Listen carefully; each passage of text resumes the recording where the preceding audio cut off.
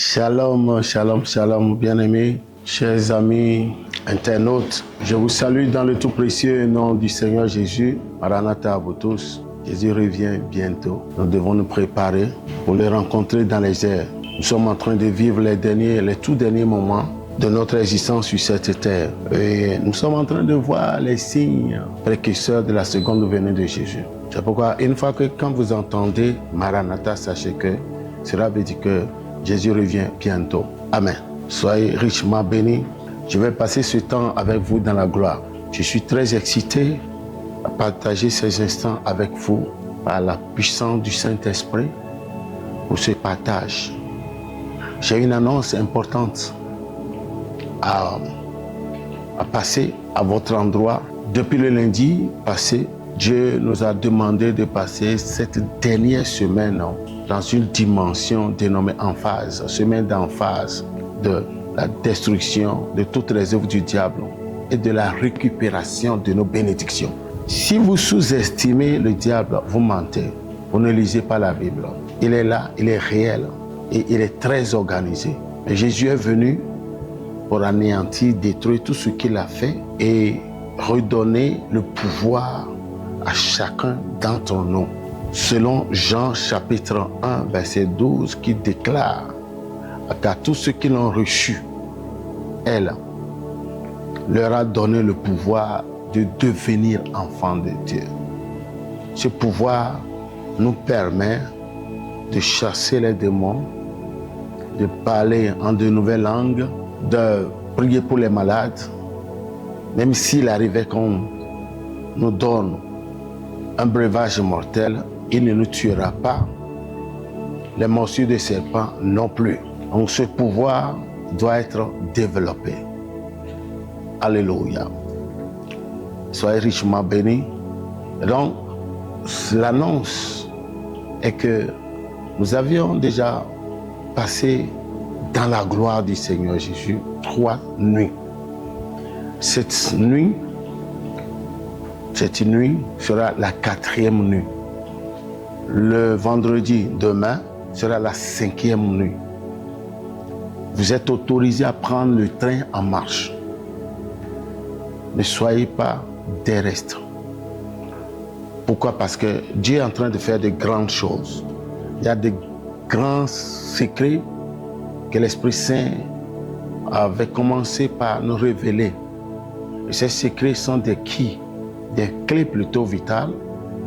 Et ces clés, vous savez, Jésus, lorsqu'il était sur la terre, avant la création de l'Église, il avait fait sortir une déclaration formidable en disant qu'il bâtirait son Église et les portes de l'enfer ne prévaudront point contre elle.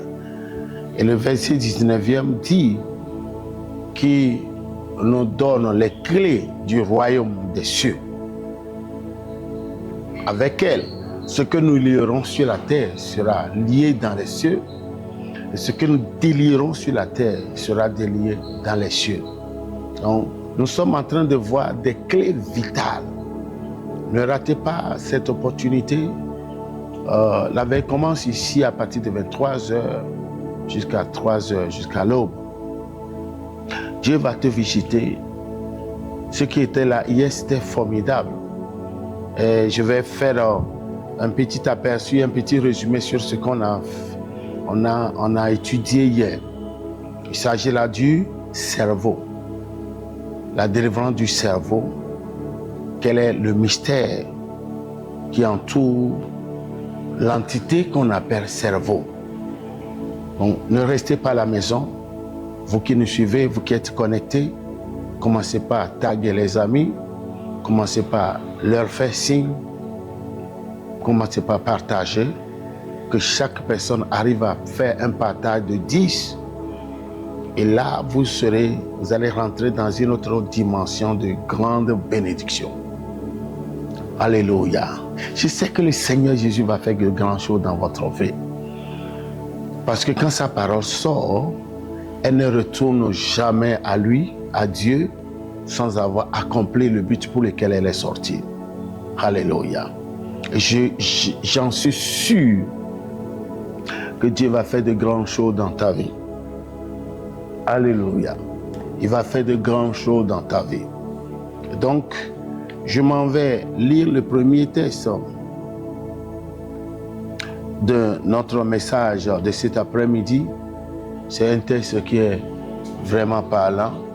Je vais faire un briefing sur le mystère du cerveau. Un briefing sur le mystère du cerveau. Alléluia. Nous sommes dans Proverbe 23. Je vais vous lire seulement les versets 6 et 7. Proverbe 23, le verset 6. Ne mange pas le pain de celui dont le regard est malveillant et ne convoite pas ses friandises. C'est la parole d'un sage. Le 7e verset dit, car il est comme les pensées de son âme. Mange et bois, te dira-t-il, mais son cœur n'est point avec toi. Mange et bois, te dira-t-il, mais il a un autre cœur, il a une autre idée cachée derrière ce rideau. Alléluia. Vous savez, bien-aimés, le cerveau de l'homme est le centre de sa vie. Le cerveau de l'homme est le centre de sa vie. Il est tout pour l'homme. C'est un grand champ qui détermine jusqu'où il veut aller, s'il le voudra bien sûr. Alléluia. C'est optionnel. Parce que vous ne pouvez rien faire sans que les pensées en décident. Votre cerveau, la capacité de votre cerveau, c'est celle-là qui pourra déterminer jusqu'où vous voulez aller. Vous allez constater qu'il y a deux grandes catégories de personnes qui existent sur cette terre. La première catégorie, qui est la masse écrasante, c'est des gens qui ne pensent pas, qui ne réfléchissent pas, qui ne savent pas comment faire le bon usage de leur cerveau. La deuxième catégorie, c'est la catégorie des gens qui savent réfléchir, qui savent penser, qui savent projeter les choses. Alléluia. Amen. Donc, ton cerveau, mon cerveau est le tout. Est le tout. C'est une richesse unique que Dieu a donnée à l'homme. Et il l'a caché dans une boîte crânienne. Dans une boîte crânienne. Physiquement parlant, on ne peut pas le remplacer. On ne peut pas le remplacer. Et il est impossible que l'homme vive sans son cerveau. C'est-à-dire, il est possible que nous vivions sans nos organes, tout ce qui est à l'intérieur de nous. Il y a des gens qui respirent à l'aide des piles. Il y a des choses, il y a des gens qui ont des intestins plastiques. Amen. Il y a des gens qui ne vivent qu'avec un seul rein. Et la science a fait ses prouesses, mais il n'est pas possible que quelqu'un ait perdu sa tête et vouloir vivre encore. C'est pourquoi nous disons que le cerveau de l'homme, c'est le tout de lui. C'est tout ce qu'il a. C'est son secret, c'est sa vie, c'est sa destinée. C'est toute sa gloire. Rapidement, je m'en vais vous énumérer 7 différentes fonctions du cerveau. 7 différentes fonctions du cerveau. En premier lieu, nous avons, alléluia, nous avons le cerveau qui est responsable de notre intelligence. Quand quelqu'un n'est pas intelligent, c'est son cerveau qui a un problème. Si quelqu'un est un surdoué, c'est son cerveau qui est bien actif. Et je vous rappelle que les savants, ils sont appelés savants pour la simple raison qu'ils arrivent à utiliser les 10% de la capacité de leur méninge. C'est pourquoi ils sont appelés savants. Imaginez, il y a des gens qui ne peuvent même pas utiliser les 0,00% de la capacité de leur cerveau. Mais si d'autres arrivent à faire cette prouesse de 10%, on peut les appeler savants. C'est pour vous dire que notre cerveau a une grande capacité. Il est très différent du cerveau des animaux, des insectes et des autres créatures. Avec notre cerveau, nous pouvons réfléchir. Avec notre cerveau, nous pouvons planifier. Avec notre cerveau, nous pouvons organiser les choses. Choses que les animaux ne peuvent pas faire. Et se voit. C'est pourquoi le cerveau de l'homme a une fonction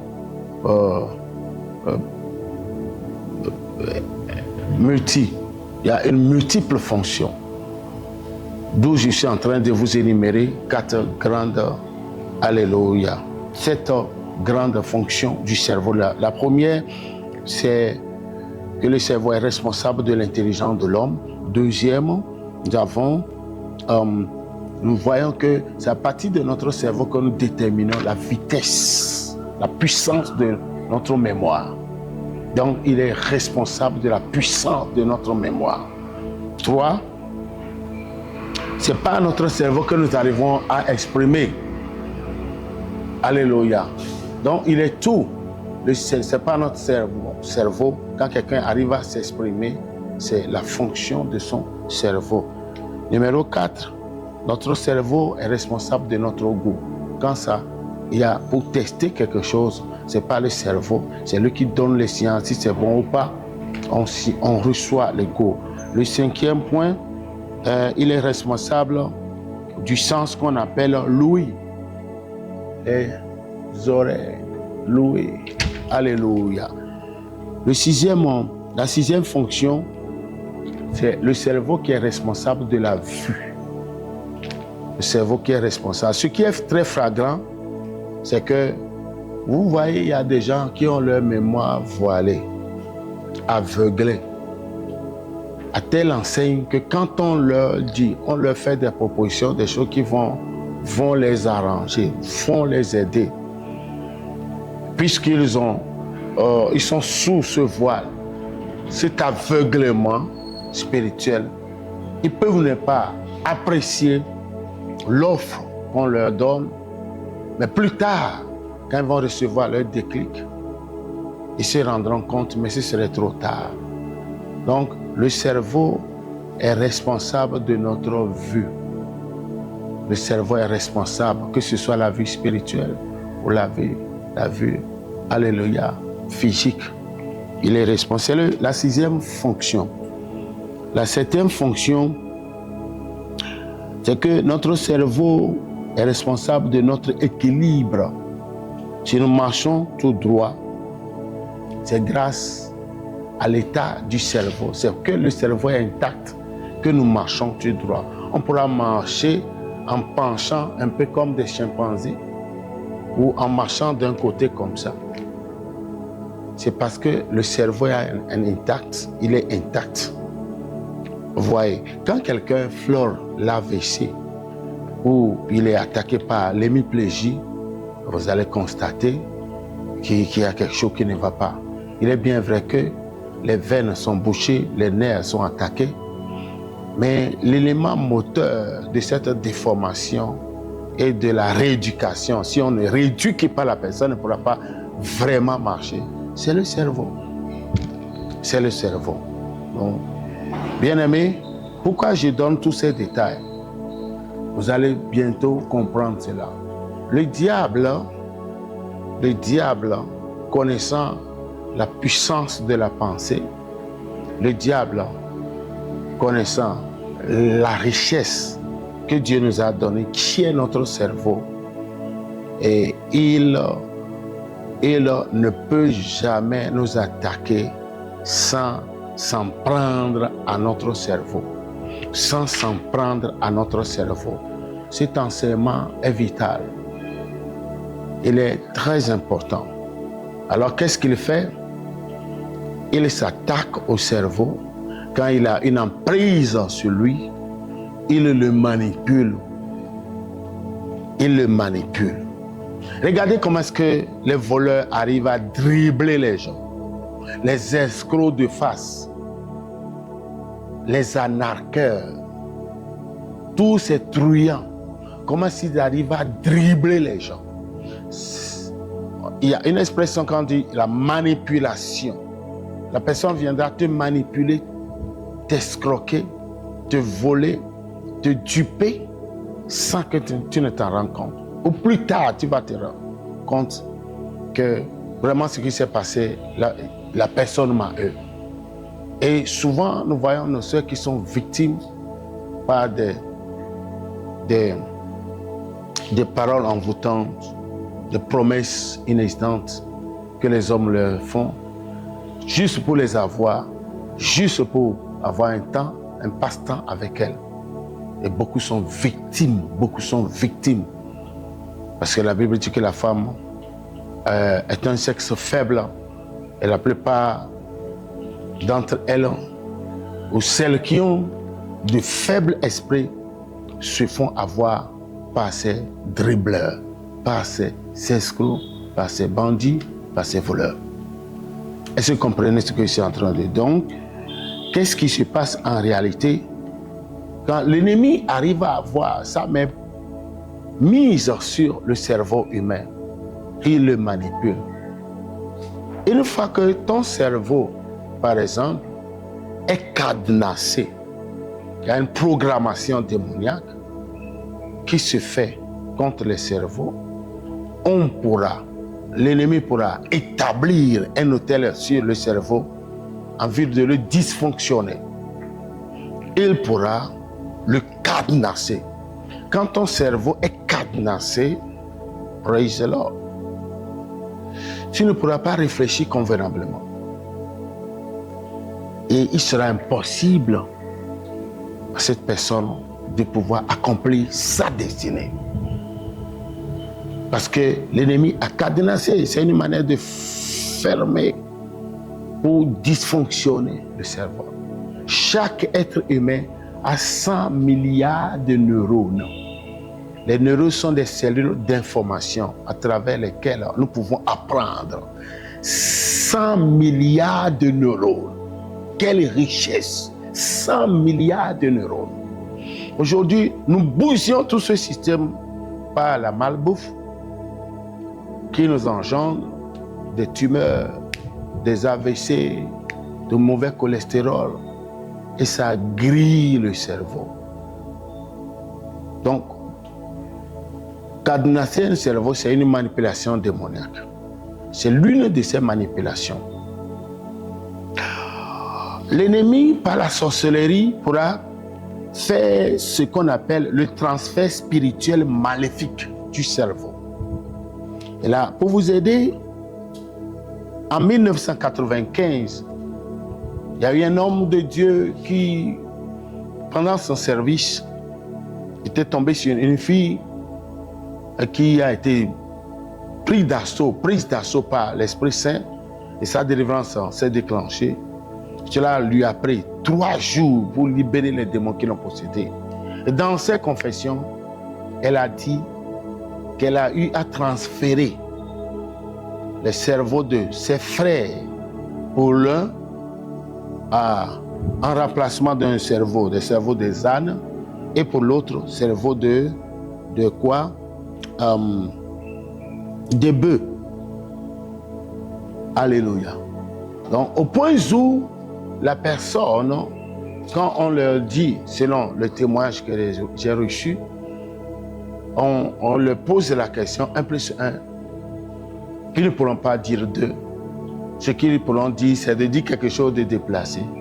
5 par exemple, 6 par exemple, 7 par exemple. Vous voyez, il y a des gens qui posent des actes bizarres. Des actes bizarres. Vous allez poser des questions, qu'est-ce qui leur arrive? Il y en a d'autres, à qui on leur dit, êtes-vous tombé sur votre tête? Pour d'autres, on leur pose la question, t'entends-tu parler? Ce que tu dis là, est-ce que tu t'entends? Il y a trop de mystères dans cette affaire. Nous avons une manipulation qu'on appelle aussi la régression spirituelle. C'est-à-dire quelqu'un qui du coup était très brillant,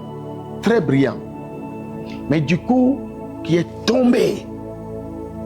Il perd tout le contrôle, il ne brille plus, il ne comprend plus rien, il se sent très vidé. C'est une programmation.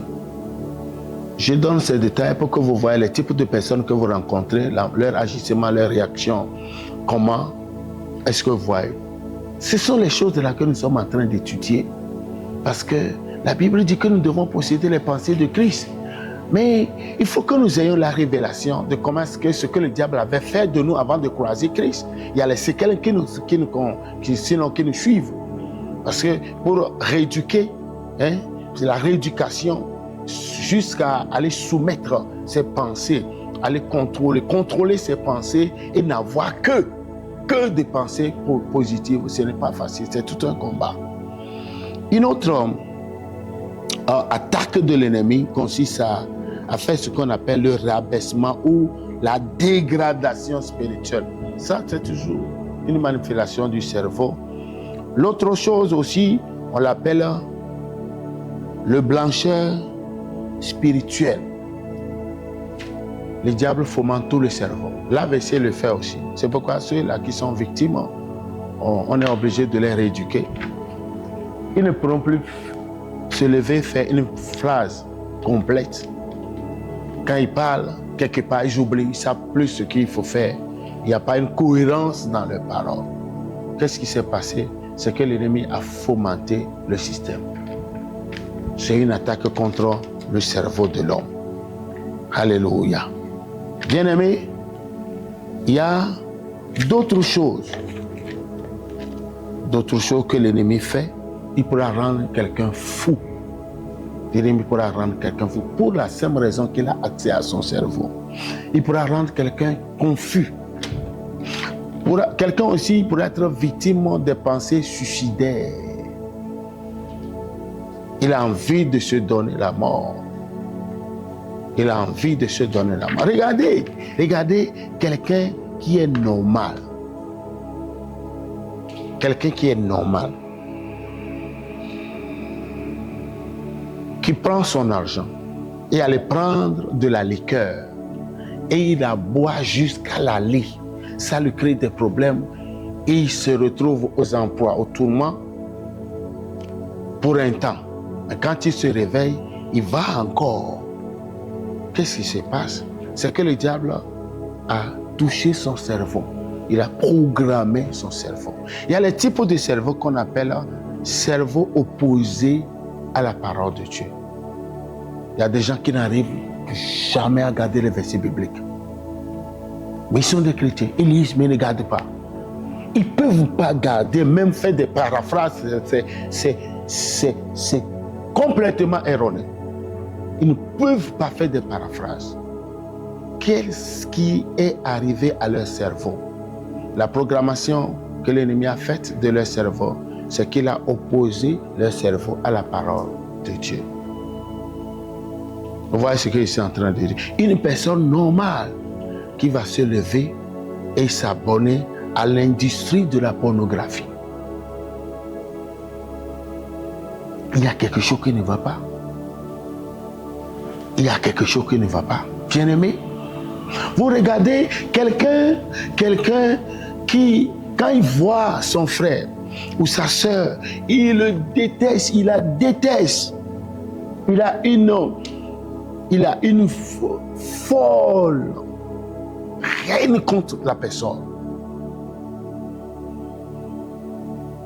Elle-même ne comprend pas. Le problème, c'est quoi?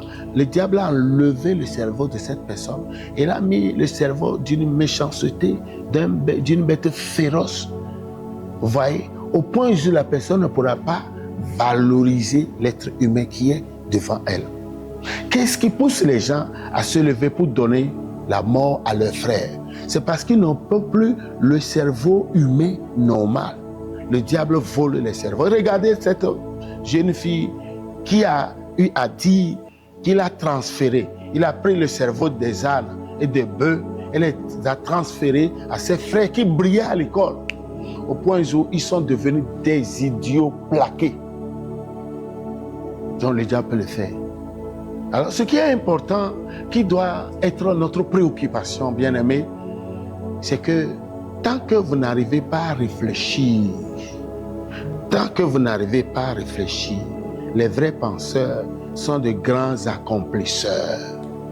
Tant que vous n'arrivez pas à penser, réfléchir, arriver à un niveau où vous devez développer les pensées positives, les pensées créatrices, vous ne pourrez jamais réussir. Même si on vous donne un gros montant, un gros capital pour démarrer un business, vous allez vous retrouver à zéro. Parce que si vous ne savez pas comment faire le bon usage de votre cerveau, vous n'y arriverez pas. Et pourquoi? Parmi les 7 catégories de prospérité, il y a la prospérité mentale qui consiste à faire le bon usage de son cerveau. Donc ce sujet nous importe beaucoup. La Bible dit que nous possédons les pensées du Christ. Mais si nous ne savons pas jusqu'où le diable a endommagé notre cerveau, comment est-ce que nous allons comprendre cela? Il y a un transplant des pensées du Christ. C'est pourquoi nous devons travailler pour ce changement. Nous devons travailler pour arriver à ce niveau. Maintenant, arriver dans cette dimension, nous devons comprendre que vraiment, il faut qu'on se lève pour bourrer nos pensées de la parole de Dieu chaque jour et faire des prières pour la mise à jour, la protection.